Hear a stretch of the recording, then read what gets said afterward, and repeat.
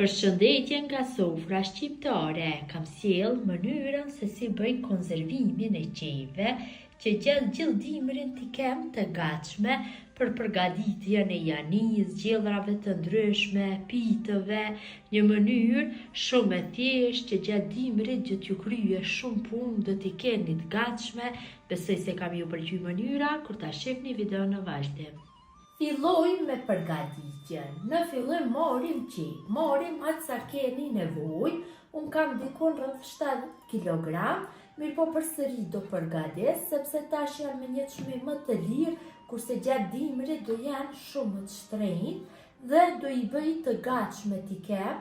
Kur përgatis piteve të mishin do e fërgoj, do ja hedhi qepët, apo kur të përgatis gullash apo jani. Dhe të mishin do e fërgoj për 10 minuta, do ja hedhi qepët dhe shumë shpejt do jetë gullashi apo jania apo gjithë gjellra që do i përgatis. Morim qepët dhe ju mund të merrni qep nga kiloj apo qep katuni, varet se si i doni. Ju largojmë këtë pjesën e poshtme dhe këtë pjesën nga plekat, ju largojmë lëvorët. Këtë mënyrë veprojmë në fillim me gjithë qepët, duke ja larguar lëvorët. Pastaj do bëj coptimin. Kështu ja largoj të gjitha.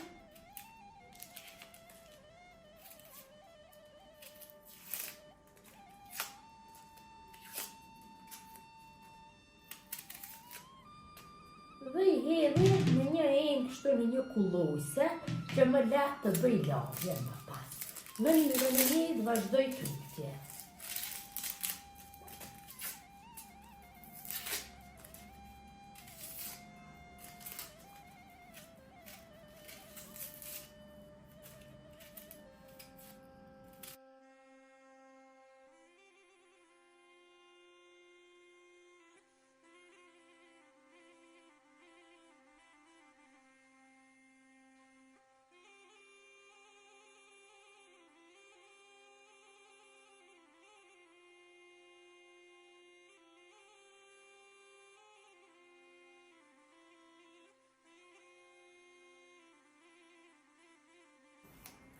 Gjithë qejve ju kam larguar lëvorën, tash marr dhe i loj mirë me ujë, i pastroj dhe më pas do bëj coptimin.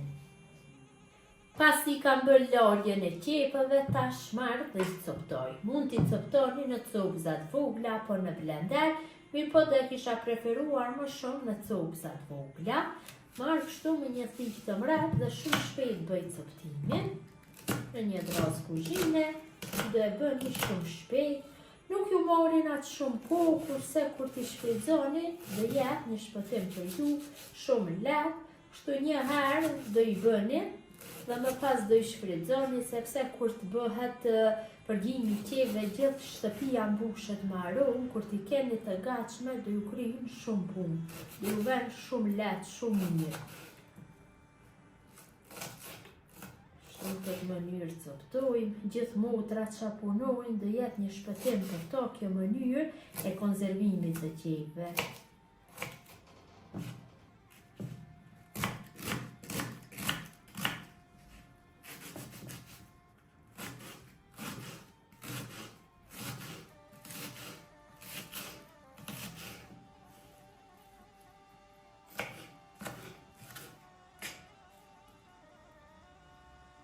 Qepët e coptuara do i hedhi kështu në perin. Mënyrën e njëjtë vazhdojmë tutje.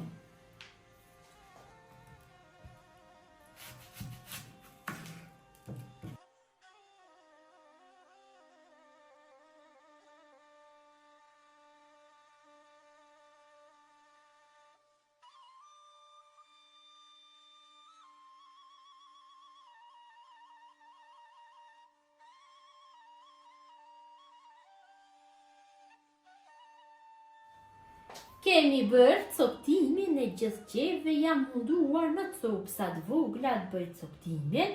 Tash e marr një tenxhere të madhe. Tenxherja patjetër duhet jetë e lloji që nuk gjet. Dhe i kalojmë qepët. Munduhem të gjithat i kaloj në tenxhere.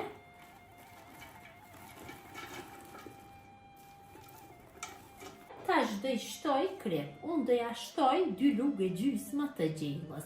Kurse ju do i shtoni si pas dëshirës dhe varet se sa qep do keni dhe do i provoni.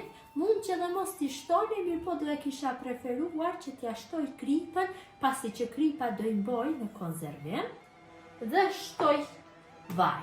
Vaj gjithsej për këto masa unë do shtoj 400 ml, por të ju varet, si që ka dhe më por, varet nga sasia e qepëve. Besoj se mjaftueshëm dhe i zgjidhjave në temperaturë mesatare i përgoj qepët duke i përzier vazhdimisht.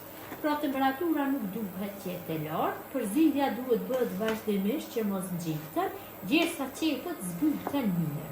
Asnjëherë zbihet koha, pasi varet se sa sasi e qepët, kur keni më shumë do ju merr më shumë kohë që të zbuten, kështu përzidhja duhet bëhet vazhdimisht. Dhe ndërsa të fillojnë që të marrin një ngjyrë si të kafe të hapur. Deri në atë mos duhet bëhet përzidhje. I përzidh vazhdimisht. Qepët i kam përbuar mjaftueshëm, janë zbutur në masën e duhur, vërehet se ju ka rënë dhe niveli gjatë përbimit dhe tash i gati masa që të largohet nga zjarri. Gjatë kohës së përbimit, si që kam thënë dhe më parë, i kam përzier vazhdimisht dhe i largojmë nga zjarri që t'i kalojmë në pikavanusa. Tash qepët e fërguara, kështu voltën nxehta do i kaloj nëpër kavanusa.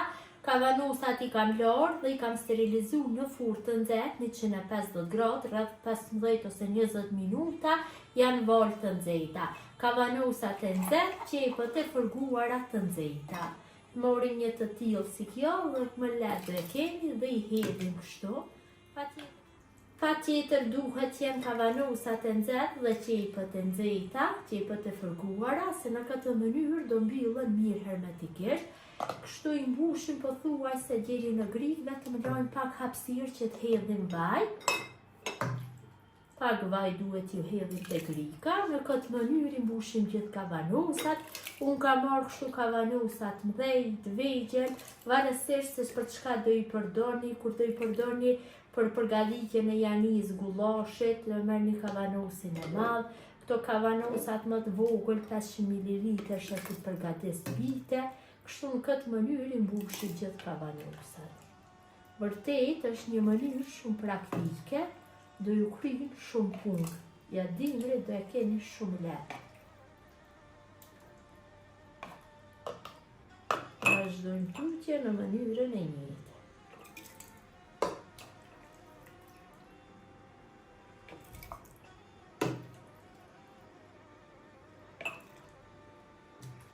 Tash në grikën e secilit kavanos hedhi pak vaj që mos vendosin mjekt kur t'i mbyllim.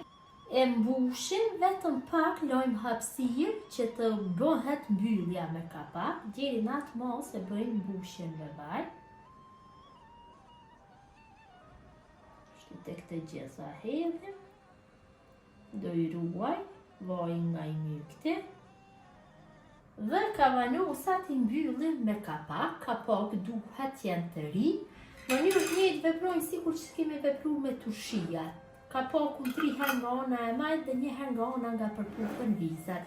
Morim një pecet kuzhinje, pasi është shumë e nxehtë dhe mund të digjemi, dhe i mbyllim kështu fort. Mundohem që të mbylli shumë mirë. Në mënyrën e njëjtë veprojmë me gjithë kavanusat. Kam bërë mbylljen e gjithë kavanusave me kapak, tash i vendosi në një qershaf apo në batanije dhe gjithë kavanusat i kthej kështu me kokë të poshtë. Në të gjitha. Mos digjemi, janë bolë të nxehta. Ja vendosi dhe këto pak më trash të bëhet. Dhe i mbylli mirë nga të gjitha anët i mbuloj. Dhe i lojnë për 24 orë në ambient rrome. Pas 24 orëve ju largojmë qershafin dhe kavanusat i kthejmë kështu në gjendje normale. Dhe direkt i vendosim në frigorifer apo në podrum ku është llat, janë mbyllur mirë hermetikisht, dallohen nga kapot sepse nuk janë të fryer dhe mund të konsumohen me një herë, mund të ruhen gjerë në një vend që si ruajnë në vend të errët të freskët, do t'ju shërbejnë shumë, do t'ju kryj punë gjatë gjilldimrit. Kjo është mënyra më u tradashura se si bëj konservimin e qejve, që t'i kam të gatshme t'i shfrytëzoj gjatë gjilldimrit për përgatitjen e gjellrave, pitëve. Besoj si u ka pëlqyer më u tradashura kjo mënyrë e konservimit të qejve. Gjithë ju që i përgatitni në këtë mënyrë ju bëfshin mirë. Ju falenderoj që ndoni kohë vazhdimisht për recetat e mia. Jepni komente të bukura, mirëmbëjtje nga sofra shqiptare deri në recetën e radhës.